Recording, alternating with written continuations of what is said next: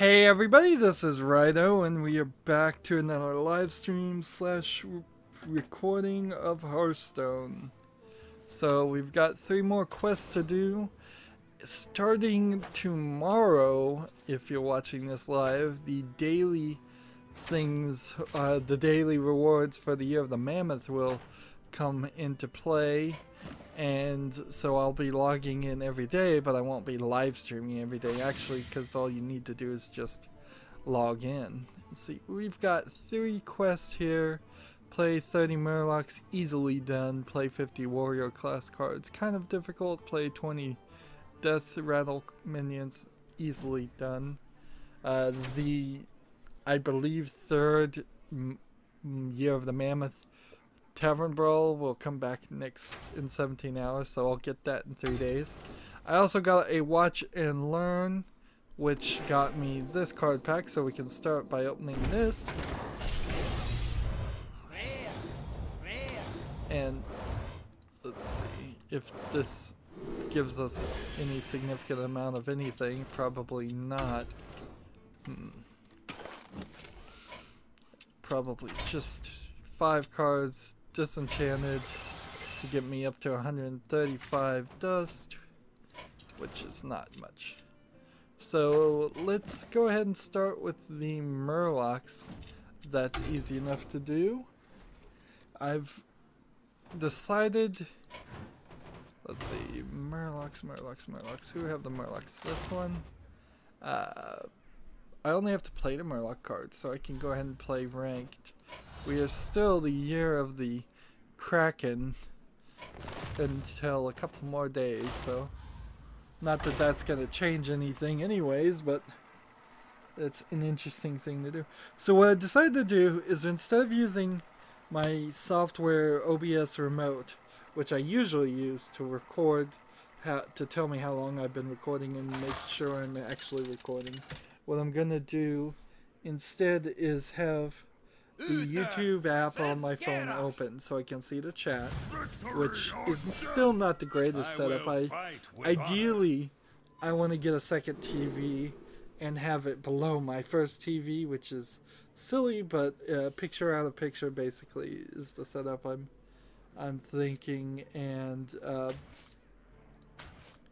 then on that second TV, I would probably want to plug in like my laptop and have a completely separate system there.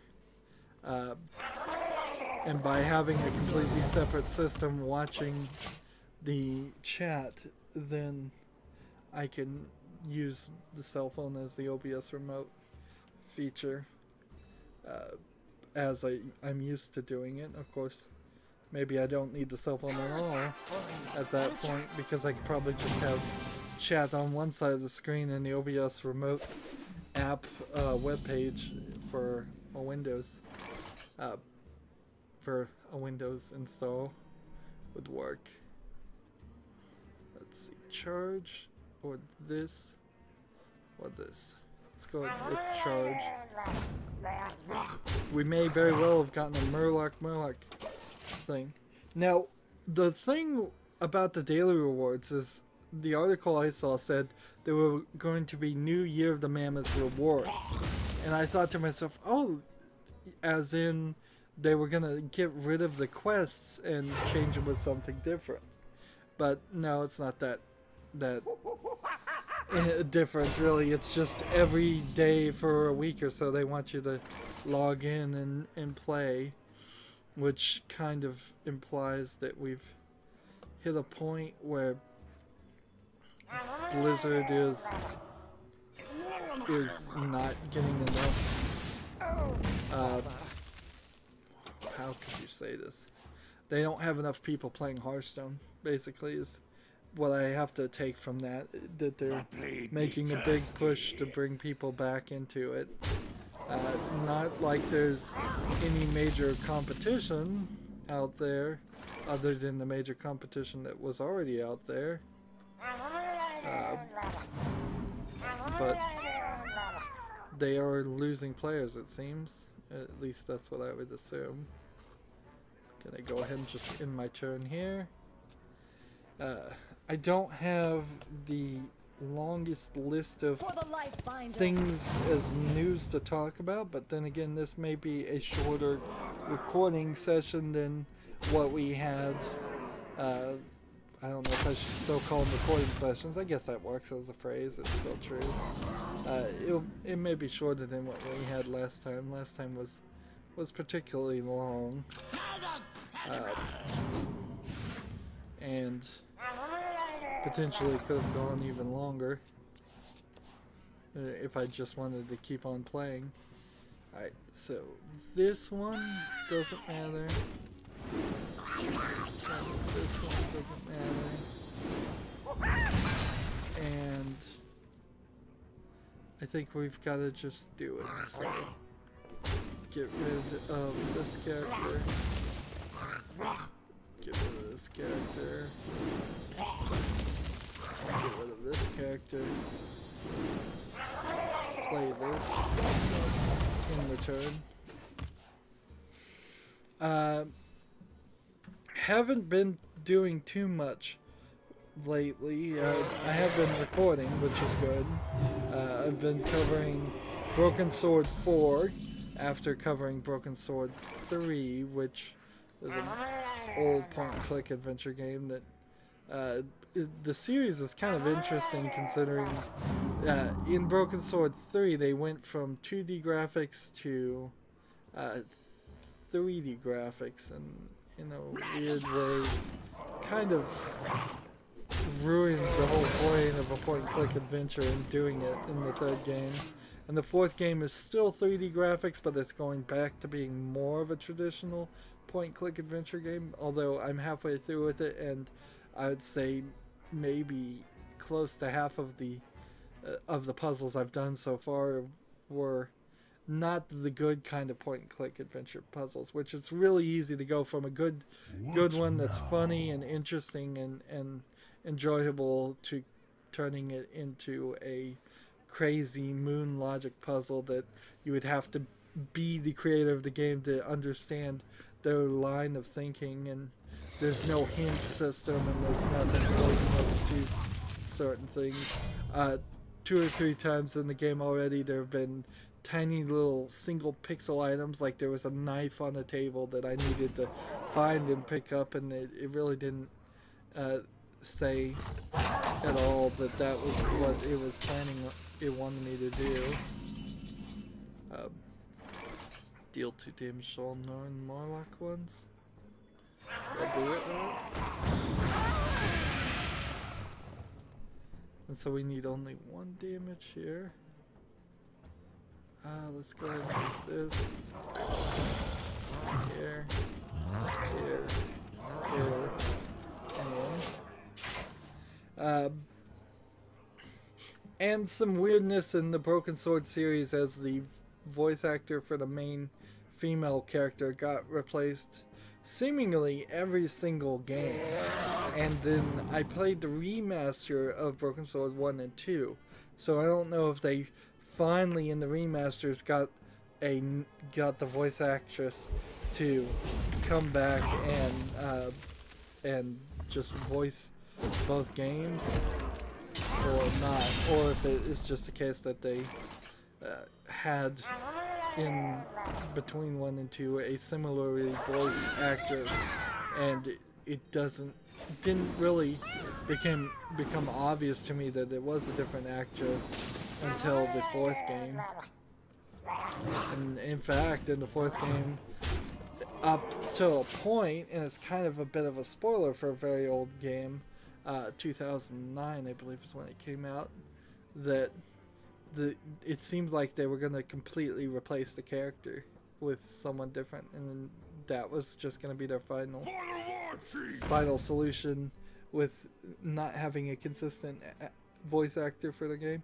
It would have also solved some other issues, because there's this implied romance that seems to happen between the main male protagonist and the main female protagonist in the Broken Sword series. It feels like a romance. I even played the game Broken Sword 1 as part of the Valentine's Day celebration, but in all reality, there actually is no relationship there. They just don't know how to write a relationship.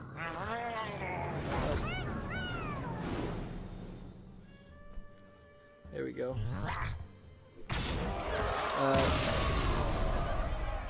So, in Broken Sword 4, which is the subtitle Angel of Death, but that doesn't really matter. There we go, we've done half the Murlocs already.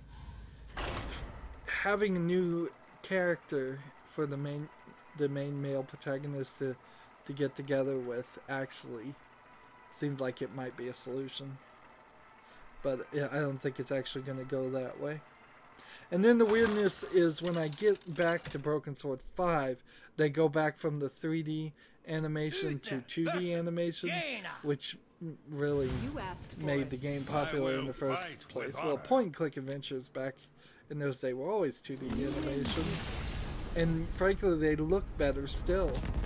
The 3D animation in Broken Sword 3, The Sleeping Dragon, looks awful, and that game came out in 2003, and it's just the worst low polygon.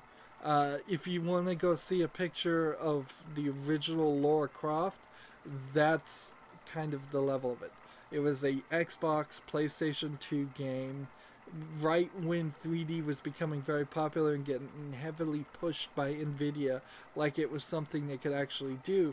And it was probably a necessary stepping stone, but not for a point-and-click adventure series. It was a necessary stepping stone for first-person shooters like GoldenEye 64, which is another game that if you go back and look at it, it's just terribly low polygon, terrible animation. Looks awful. Whereas if you go look at any old game, like I recently covered, what is that game? Day of the Tentacle? Yes, that's it.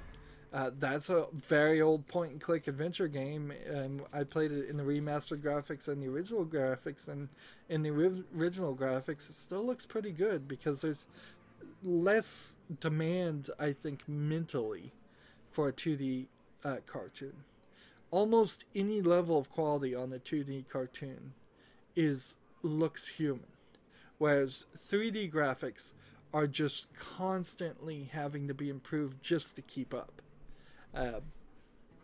As you may slightly have seen in Mass Effect Andromeda, although I wouldn't say it's the number of polygons or the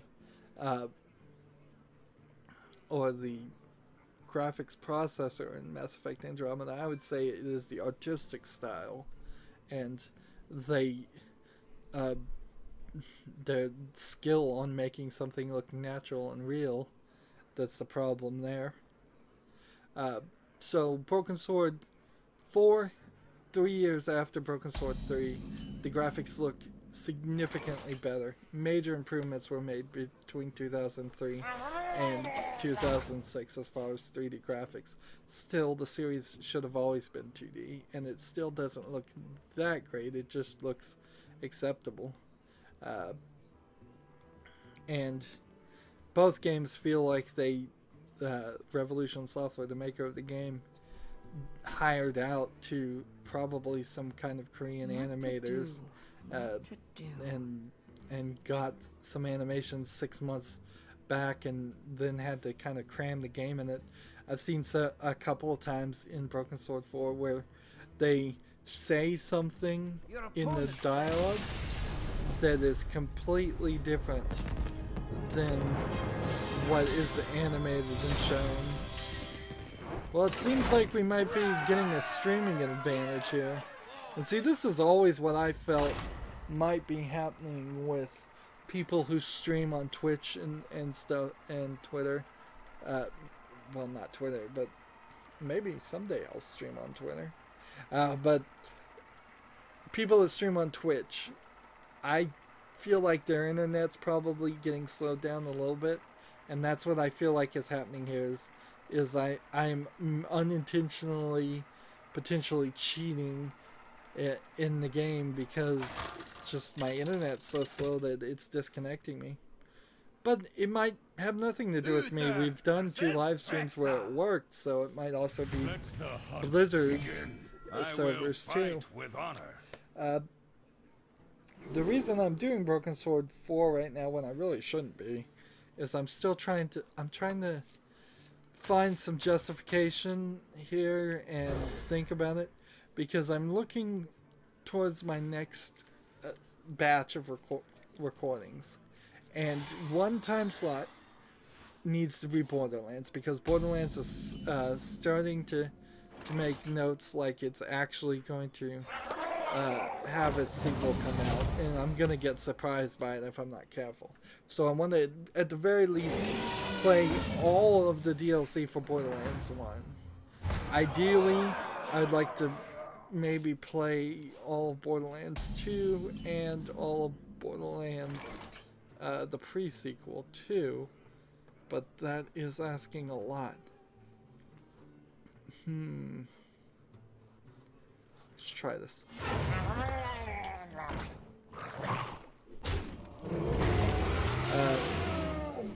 But then the next time slot, it's about time that I do the next Assassin's Creed, which would be Assassin's Creed Brotherhood, the next non-linear game after Assassin's Creed 2. And that means I'm going to be covering 2 games that are particularly long and are AAA titles when they were released, and neither one of them are even going to be the AAA game. On top of those 2 games, I'm probably also need to play something else. What was the other thing that was needed to line up just because of the way the timing was happening?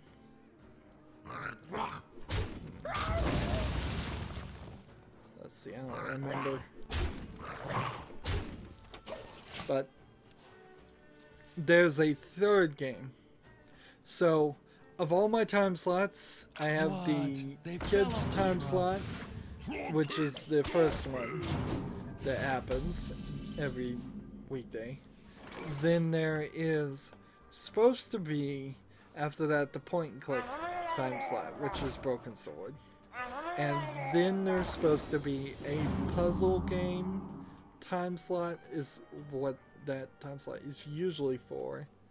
And then after that, there's supposed to be either a secondary AAA game or a sub AAA game, so like an A title, something that would still be a big game. Maybe it's an independent game. It doesn't really matter to me whether it was published by a big company or independently or whatever. It's just, is it a game that is quite up to tap? That's that time slot is supposed to be any game that's not really able to be squeezed into my 7 o'clock time slot, which is definitely supposed to be AAA games, and ideally all of those would relate somehow into something that's happening recently. That would be the ideal, at least. I'm just gonna play conservatively here.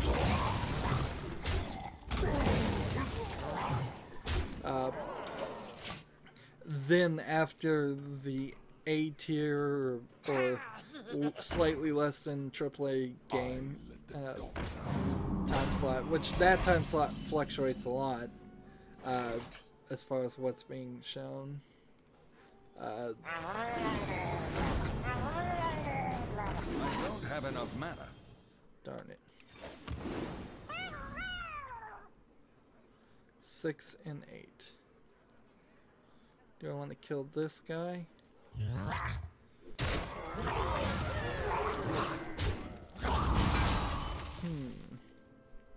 The Rat King.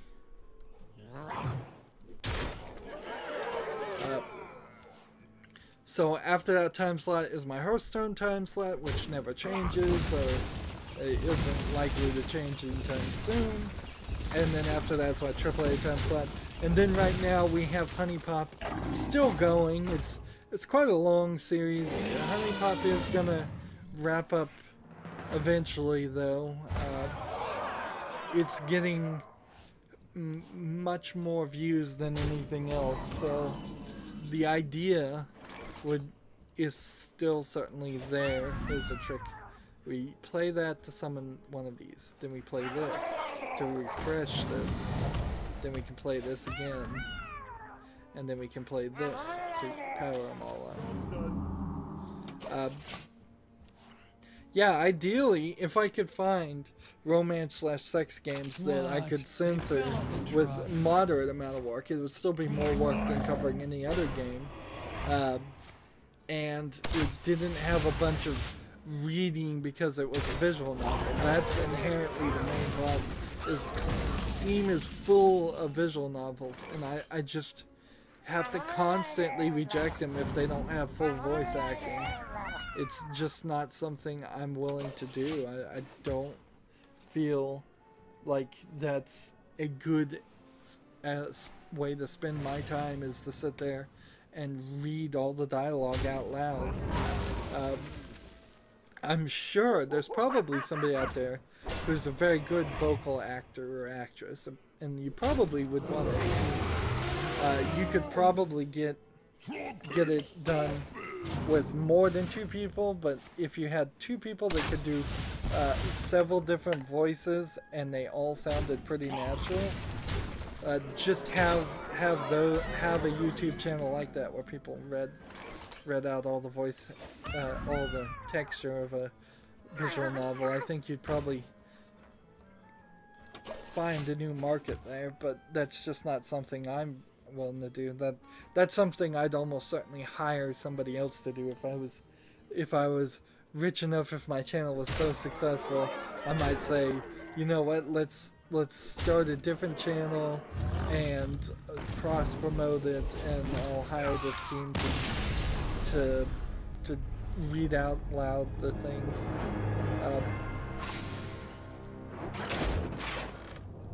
And I'm not sure how successful that would be, but the prospect of seeing nudity even on YouTube, even though there is no nudity going to be shown, seems to tempt enough people to at least see it. Or maybe it's not the nudity, maybe it's just the suggestive dialogue of Honey Pop that interests people. Frankly, if it wasn't for the puzzles element, the game wouldn't really have much to say about it. I will fight with honor. Really, all of these romance stories feel like they're kind of just written from a probably slightly less than informed source, and that's the same for like romance novels. None of them feel realistic or natural. They seem hyper-sexed, might be the right best term to use.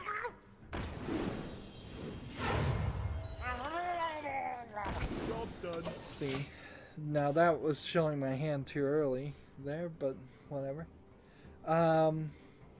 Let's start covering some of the news though, because it's not going to happen here. The Witcher author, the person who wrote the Witcher books, refused a profit-sharing deal with the creators of the Witcher game, which is what company? CD Projekt Red. That's it. And this will be our last game. And so, like, yeah, the thing I've done is I've set you can set a timer, stopwatch on a cell phone and on the Android phone. And so it just popped up after 25 minutes. So that tells me that since one game takes probably about 5 minutes on average, that tells me that as soon as I see that, I should start wrapping up. And on top of that, it works quite nicely because it's now counting in the negative to tell me how many minutes on top of 25 minutes it's done. So, yeah, the Witcher author refused the profit-sharing deal and wanted upfront cash instead, which, on the face of it, is probably what most people would do. It's not like the Witcher 1 game was this massive success. It wasn't until really the Witcher 2 that it started to gain some notoriety in my circles, at least. I had never even heard of the Witcher 1, and I played the Witcher 2 and enjoyed it, and then I played the Witcher 3 and very much enjoyed it. So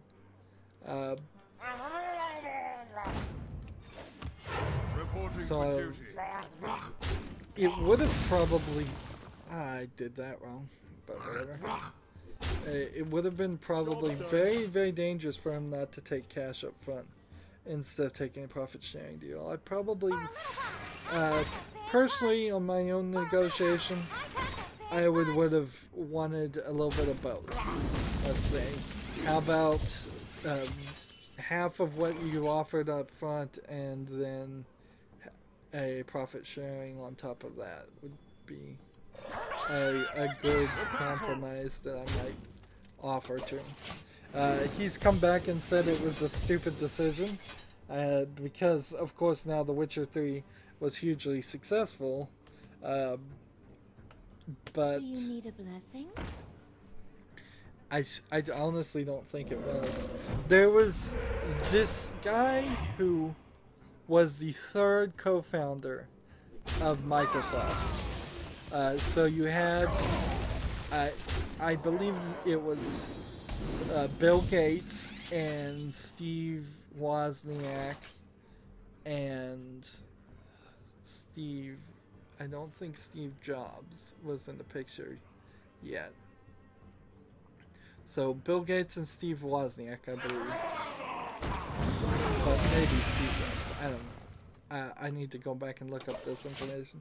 And then there was this older guy who was kind of the silent partner investor. There is a lot and he was the only person that actually had anything he could be sued for when they formed this corporation.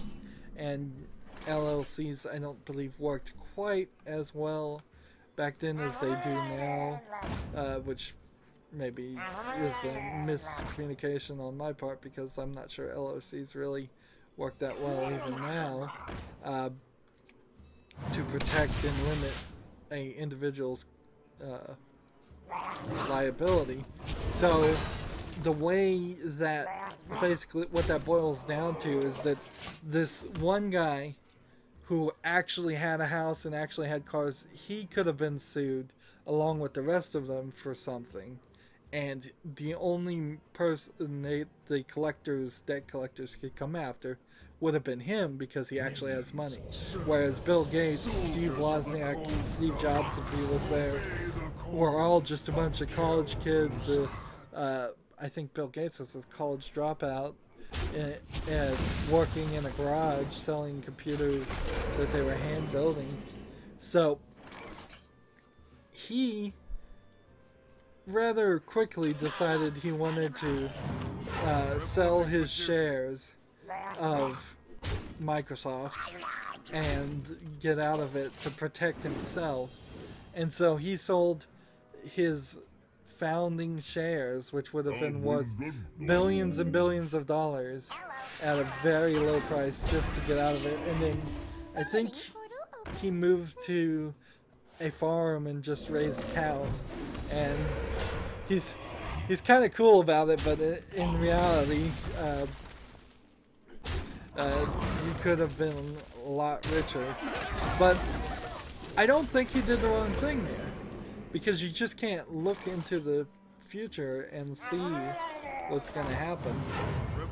So, and I may have told that tale completely wrong there, but that's what I think. That's, I think, the story. And so let's go ahead and kill this, and then I need to hurry up and lose.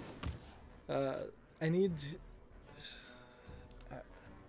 rock paper shotgun. I'm having trouble with news reporters these days. Real bad. The video game industry is falling apart, and I think I'm just starting to realize that they're not very good, and that they've probably always been not very good.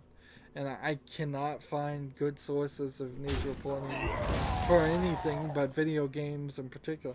So anyways, Rock Paper Shotgun posted admitted fake news that Gabe Newell will write, direct, and star in a Half-Life movie. And so I click on this and I go, this doesn't make any sense. I could understand him maybe writing and directing, but there's no way he's starring in it. He's too old. He doesn't look anything like Gordon Freeman.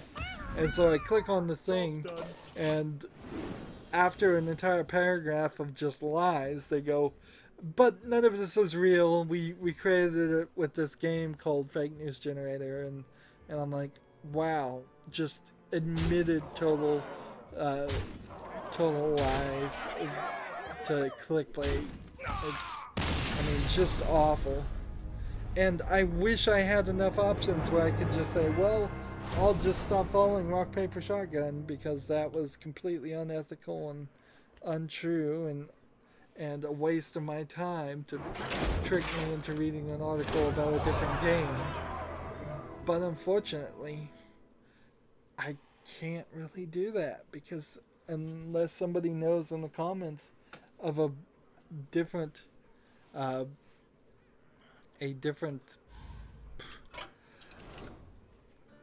complete news source. I kind of need all the video game news sources I can get. Also, I'm recording in my new chair, which causes me to lean back quite a little bit more, but I've been having some major back problems anyways because of my previous chair forcing me to lean or sit up straighter than I think my spine is used to. So I may go in from being really in close to the microphone, which is make me really loud, to all the way back here on the microphone, which I hope doesn't make me seem too quiet, but it might make me a little bit quieter. Ideally, you do want to be right up on the microphone, although for the Blue Yeti, I'm not sure that really is as much the case as you would for a condenser mic. Well, that's it for the first recording. Stay tuned for the live stream to continue. We need to get 50 warrior cards and 20 death rattle things, and hopefully we'll get that done pretty fast.